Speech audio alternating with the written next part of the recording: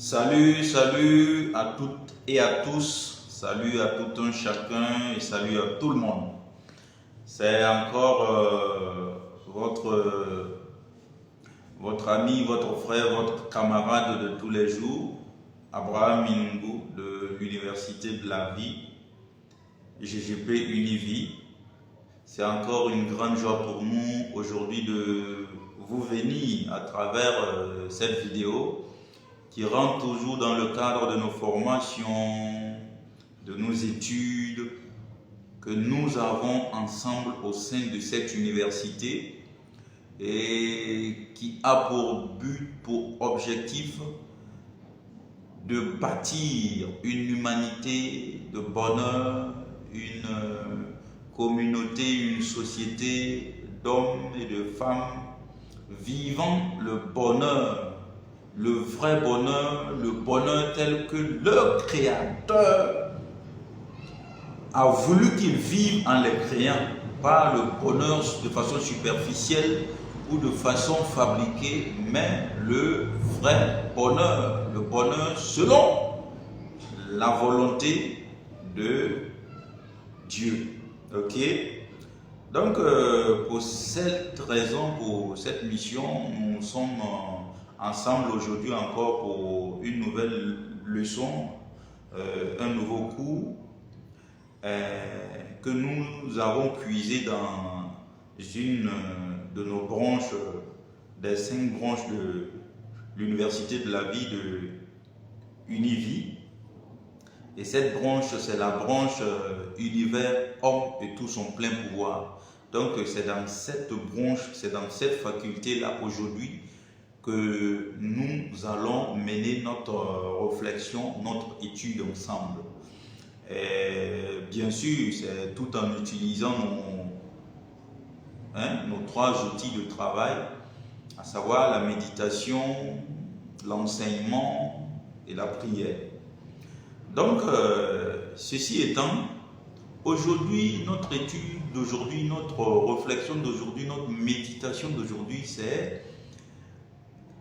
ça concerne l'homme de couleur noire de peau, la race noire.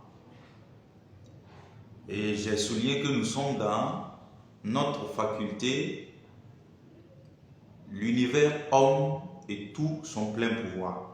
Donc c'est dans cette faculté que nous menons notre étude d'aujourd'hui. Et nous commençons par cette grande et principale question. Pourquoi c'est dans les communautés noires que nous avons l'impression qu'il existe beaucoup de problèmes de l'humanité ou de l'existence.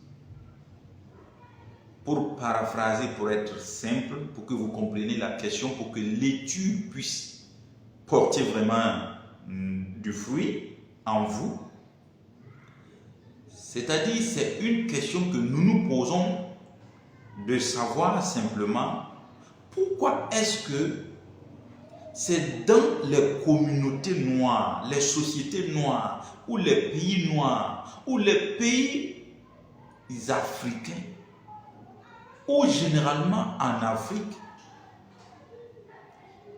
on a beaucoup de problèmes liés au sous-développement, à la misère en un mot. Pourquoi est-ce?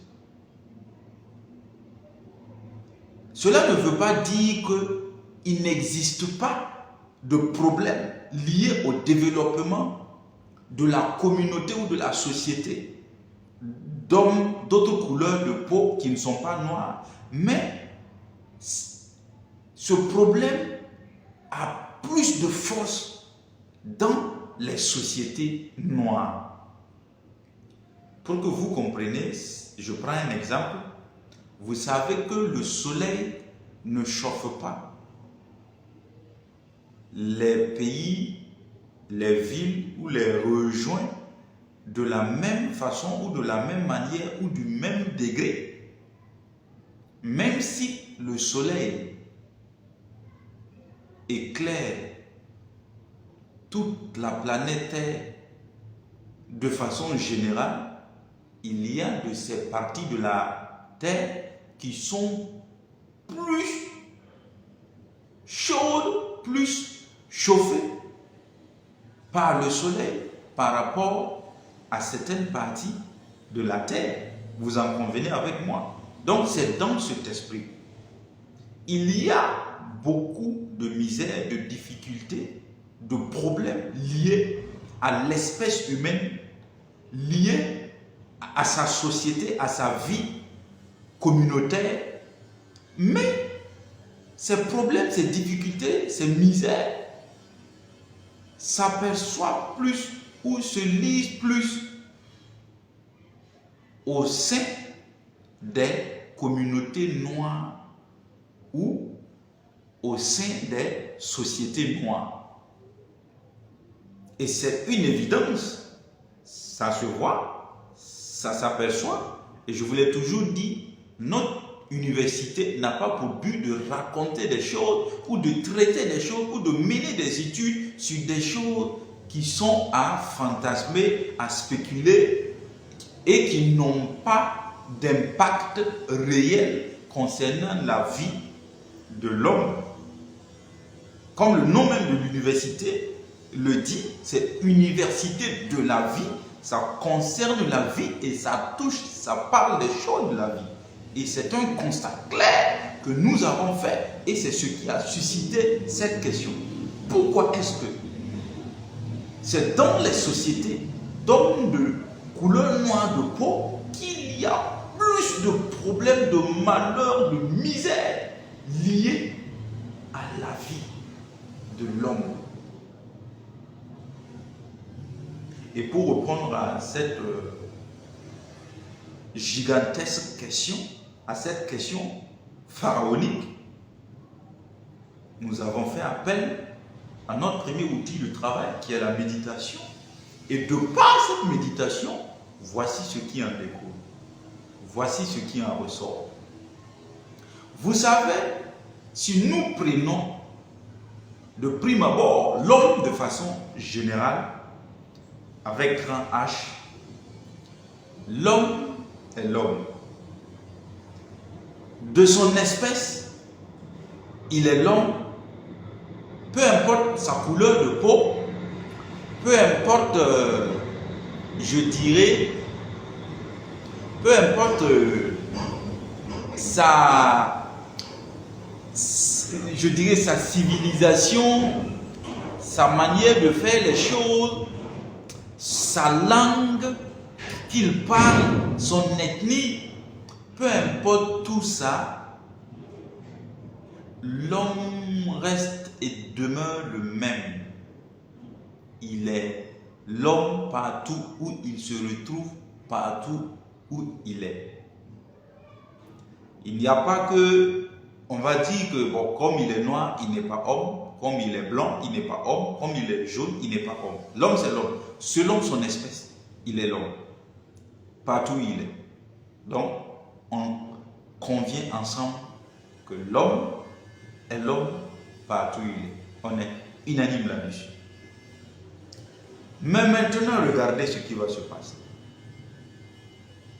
L'homme est un être bidimensionnel. Qu'est-ce que cela veut dire? Ça veut dire il a deux dimensions en même temps et il existe sous deux dimensions en même temps. Quand il est toujours vivant physiquement sur la terre, il a un aspect physique et en même temps un aspect spirituel. Un aspect que ses semblables le voient physiquement à partir de leurs yeux physiques et un autre aspect que ses semblables ne voient pas à partir de leurs yeux physiques. Et c'est son aspect immatériel, son aspect spirituel. Vous en convenez avec moi? que l'homme n'est pas seulement physique et qu'il est aussi spirituel. La preuve est que même quand son corps physique se repose, il est à mesure de voir des scènes où il est à l'intérieur en train de faire des choses. Et on appelle ça souvent des rêves, des songes, des cauchemars, peu importe les appellations. Cela témoigne à l'homme lui-même qu'il n'est pas seulement corps physique, mais il existe aussi sur le plan invisible, dans le plan spirituel. Voici le premier sens des rêves, la toute première interpellation à l'homme par son Créateur pour qu'il sache qu'il n'est pas constitué d'un seul aspect physique et que c'est fini. Non, il est sur deux aspects, aspect physique et aspect spirituel. C'est pour cela l'homme est bidimensionnel. Et il y a une de nos branches qui traite de l'univers de toute la création bidimensionnelle. C'est comme je dis, dans cette université, d'une branche à une autre, nous pouvons faire ressortir des études de façon claire. Nos branches ne sont pas détachées l'une de l'autre. Comme on dit, tu prends telle faculté, tu finis là-bas, tu te spécialises et tu étends. Chez nous, dans notre université, elle est de la vie, elle est généralisée et toutes les branches se chevauchent et forment l'homme complet, l'homme entier, selon Dieu, selon ce que Dieu a voulu de lui en le créant. Donc nous étions dans la faculté univers, homme et tout son plein pouvoir, et voici, nous avons fait appel à l'univers de toute la création bidimensionnelle, puisque l'homme est bidimensionnel. Ça, c'était une parenthèse. Donc, l'homme étant constitué de deux aspects, physique et spirituel, cela veut dire que quoi? Cela veut dire que autant l'homme vit physiquement, autant il vit spirituellement. Autant il a des échanges physiques avec ses semblables, autant il a aussi des échanges spirituels avec ses semblables aussi dans le monde spirituel. Donc vous voyez, et le problème d'une communauté ou d'une société d'hommes donnée à une autre, c'est les rapports ou les liens qui existent sur le plan spirituel. Ce sont ces rapports du plan spirituel, du plan invisible, qui se répercutent sur le plan physique. Et cela se lit maintenant dans cette société donnée. Qu'est-ce que je veux dire par là pour que vous puissiez comprendre de façon claire? Ça veut dire que si une communauté d'hommes donnés vit d'une telle manière ou connaît tel problème, telle difficulté, telle misère, sachez que cela n'est que le résultat des échanges ou des rapports que cette société d'hommes, cette communauté d'hommes a sur le plan spirituel. Est-ce que cela est clair? Ça veut dire quoi encore? Ça veut dire que si vous voyez des hommes en train de faire des choses, des pratiques, de façon physique, sachez que ces choses qu'ils font n'est rien d'autre ou ne sont rien d'autre que le résultat ou les résultats de ce qu'ils font dans le spirituel, dans l'invisible, que vous ne voyez pas de vos yeux. Et c'est ce qui fait la différence des communautés des hommes sur la terre. Et pour l'homme noir de façon particulière, c'est dû au fait que l'homme noir, dans son aspect spirituel, son aspect caché, il a eu à faire des échanges et il a des rapports avec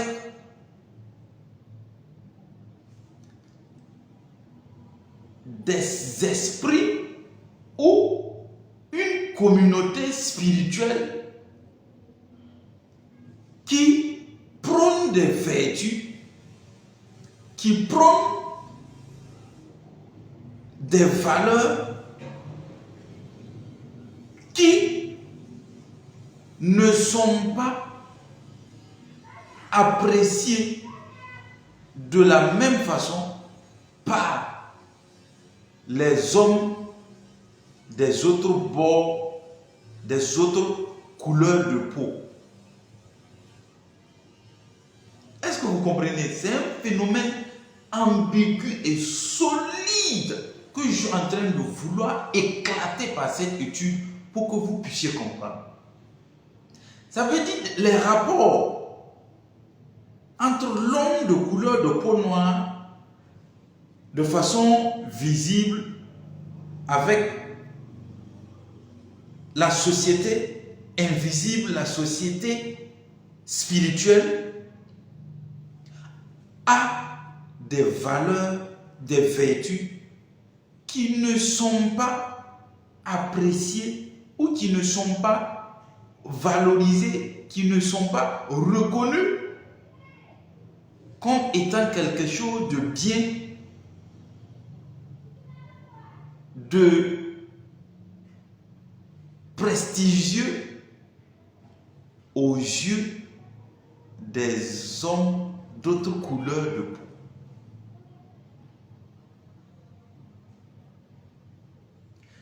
C'est ça le problème du langage physique.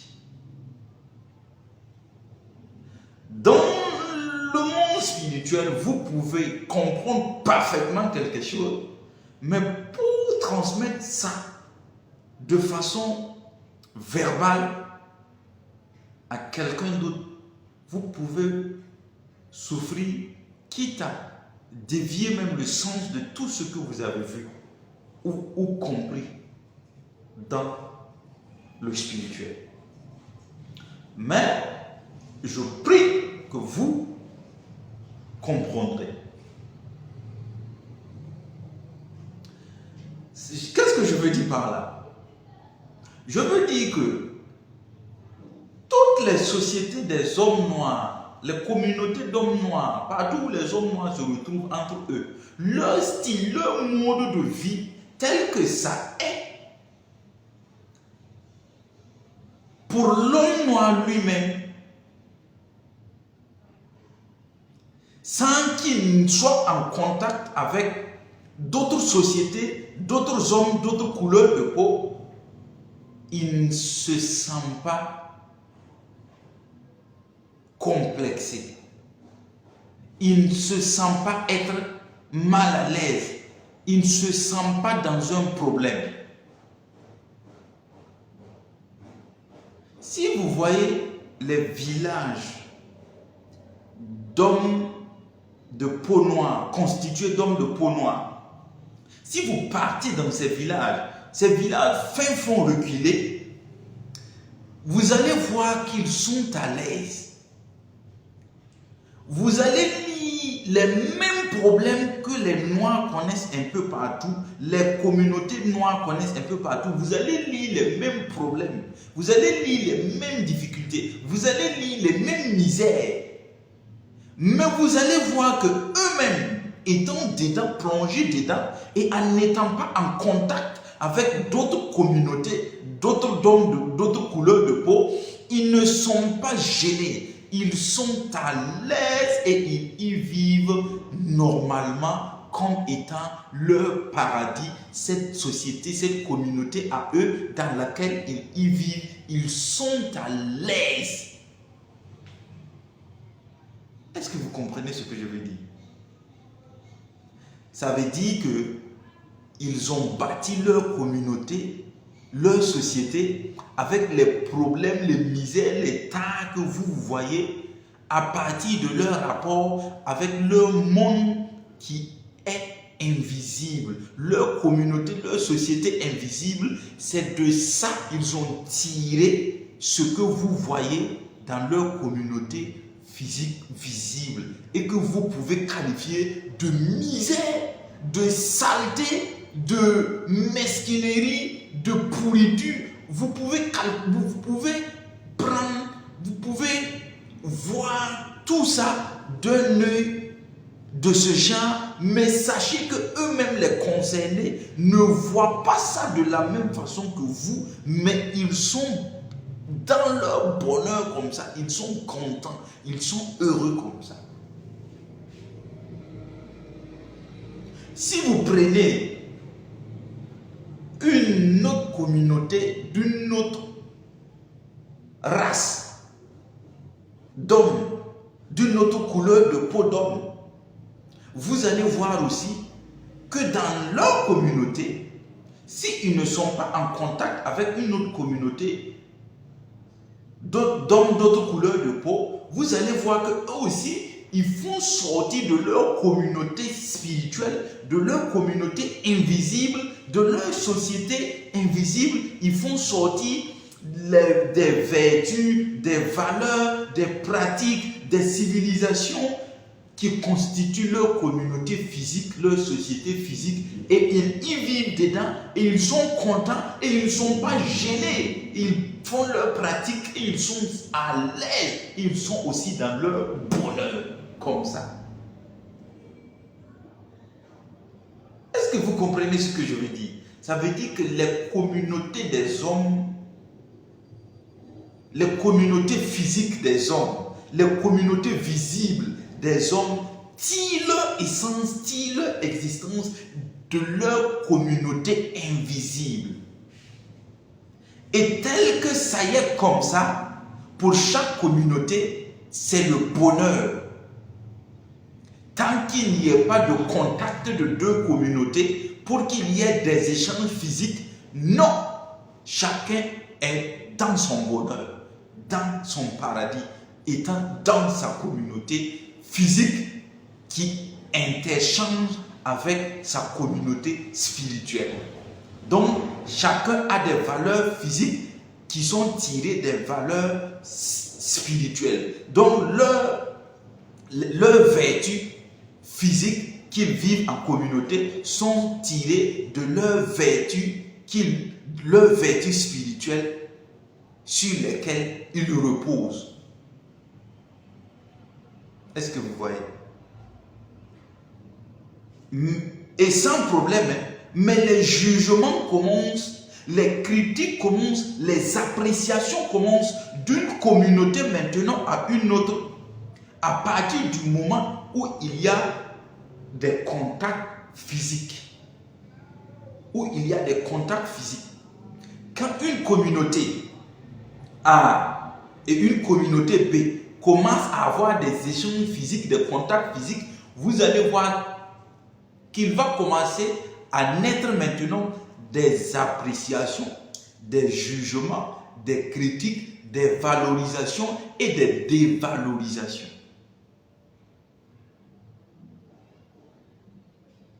Et j'en viens de façon claire pour que tout soit clair pour vous, pour que vous puissiez comprendre.